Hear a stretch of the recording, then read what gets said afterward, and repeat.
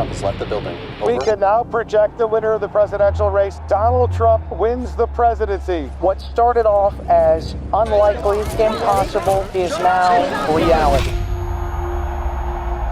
I will fight for you with every breath in my body, and I will never, ever let you down. We have a president who actually fulfilled the promises he made during the campaign, securing the border to foreign policy. He now has a record of... Trump has won. That's right. The 47th President of the United States is none other than Donald J. Trump. Now, the world is on edge, asking, what does this mean for global politics? Who's celebrating this comeback? And who's scrambling to prepare for what comes next? Trump's return to the White House is bound to send shockwaves across the globe. From international trade to global security, everyone's got an opinion, and we're diving deep into how the next 4 years could play out.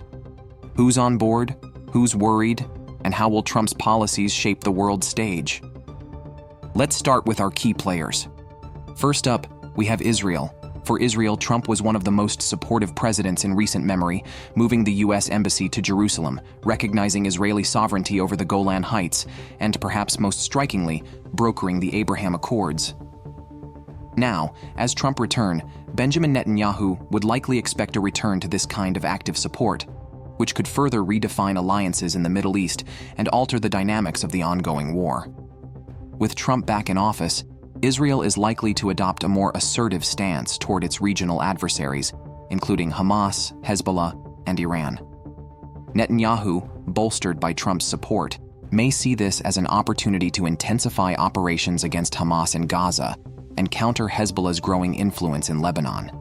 Trump's administration previously supported measures that allowed Israel to act decisively in defense operations, and now this renewed backing could mean greater military aid, intelligence sharing, and diplomatic support in actions against these groups.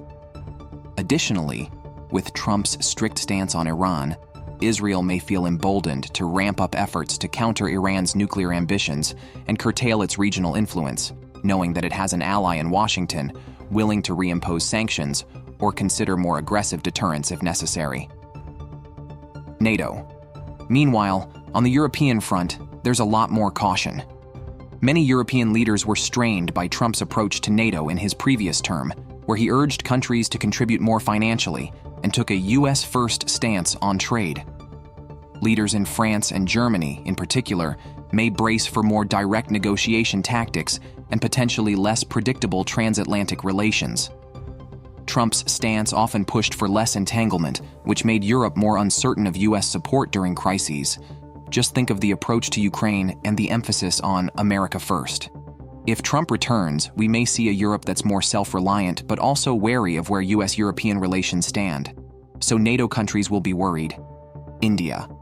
Now let's focus on India, which has been notably vocal about Trump's return. Prime Minister Narendra Modi's congratulatory message to Donald Trump, calling his win a historic election victory, reveals India's anticipation of an even stronger U.S.-India alliance under Trump's second term. Modi's warm welcome, referring to Trump as a friend, reflects an eagerness to deepen what he calls the India-U.S. comprehensive global and strategic partnership, a partnership centered on robust defense collaboration, economic ties, and strategic regional influence. Modi's emphasis on building on previous successes specifically alludes to landmark defense agreements like Kamkasa, Limoa, and Becca. These agreements, made during Trump's first term, granted India access to critical U.S. military technology and intelligence, solidifying India's national security stance, particularly in the increasingly contested Indo-Pacific region. Trump's scheduled state visit to India in 2025 for the Quad Summit presents a pivotal moment for this partnership. For India, it's a chance to further align with U.S. interests on defense, trade, and advanced tech collaboration, reinforcing the regional stability both countries prioritize. Modi's mention of global peace, stability, and prosperity in his statement is a strategic nod to the shared vision for a free, open Indo-Pacific, which is crucial in counterbalancing China's influence and ensuring security in the area. The anticipated summit could echo the massive turnout of the Namaste Trump rally in 2020, demonstrating India's public support and the significance of this alliance. The Indian-American community is another key piece of this alliance. Trump has garnered notable backing from this demographic by openly supporting Hindu Americans and advocating for Hindu rights internationally, strengthening cultural and diplomatic ties.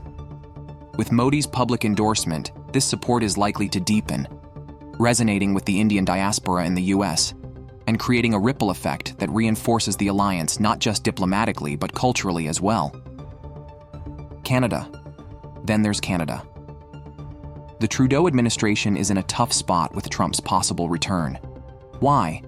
Trump's policies on corporate taxes could lure Canadian companies and investors to the U.S., which could weaken the Canadian dollar. Also, Trump's goal of reducing U.S. dependence on Canadian oil would mean serious challenges for Canada's economy. Even opposition leader Pierre Poilievre has hinted that Canada might need to cut its taxes to stay competitive. So, if you see Canada looking apprehensive, that's why. Also, this could be the end of Trudeau for his support to Khalistan. Russia. All right, you may already be guessing. One world leader seems happier than most, Vladimir Putin. And it's not hard to see why. If Trump regains office, many expect a rollback on the crippling sanctions on Russia, a move that could drastically reshape the balance of power in Europe and beyond. For India, the implications of a U.S.-Russia thaw are huge. It could mean more defense deals with Moscow and, potentially, more freedom for India to balance its partnerships between Russia and the United States. Ukraine. Turning to Eastern Europe, Trump's win is a complex blow for Ukraine. With Trump's historic ambivalence toward NATO and reluctance to support what he has called foreign entanglements, Ukraine may see U.S. support wane. This is troubling for a country reliant on Western backing in its defense against Russian aggression. Under Trump, Ukraine could find itself in a precarious position if Trump chooses to realign U.S. foreign policy to de-escalate tensions with Russia. Bangladesh. Now, Bangladesh is also nervous. After Trump's win, Bangladeshi Nobel laureate Muhammad Yunus could face significant challenges due to his pro-Democrat stance and close ties with figures like the Clintons, Barack Obama, and the Biden administration. Yunus, who recently rose to political prominence in Bangladesh following the coup which resulted in the ouster of Sheikh Hasina, has relied on strong democratic support to enact reforms and secure international aid. However, a Trump administration would likely pressure Yunus's government to address religious persecution, especially Hindus and Christians and other human rights abuses in Bangladesh, which the Biden government have deprioritized. Furthermore, Trump could take issue with Bangladesh's potential shift towards China and its anti-India stance, rise in radical Islamic terrorists, potentially leading to U.S. sanctions or blacklisting or the reinstating of Sheikh Hasina back in Bangladesh. Muhammad Yunus and the Pakistan-backed political terror outfits has a reason to be worried. China. And last but not the least, Trump's potential return to power could significantly disrupt global trade, especially with China, which is wary of his proposed tariff policies. During his first term, Trump imposed aggressive tariffs on Chinese imports to reduce the U.S. trade deficit and encourage domestic manufacturing. If re-elected, he might raise these tariffs to as high as 60%, making Chinese goods more expensive and potentially reducing Chinese exports to the U.S. This could benefit countries like India and Vietnam, which are increasingly positioning themselves as alternatives to Chinese manufacturing. India, with its growing labor force and manufacturing incentives, and Vietnam, with its low production costs and trade agreements like the CPTPP, could capture U.S. market share in sectors like electronics, textiles, and machinery. As U.S. companies seek to diversify supply chains away from China, these countries could become key players in global manufacturing, potentially reshaping trade dynamics in Asia. However, this tariff escalation would likely strain U.S.-China relations and could lead to retaliatory measures, complicating trade between the two nations and the broader global economy. We're still only scratching the surface here. Trump's return could mean vastly different things depending on the country.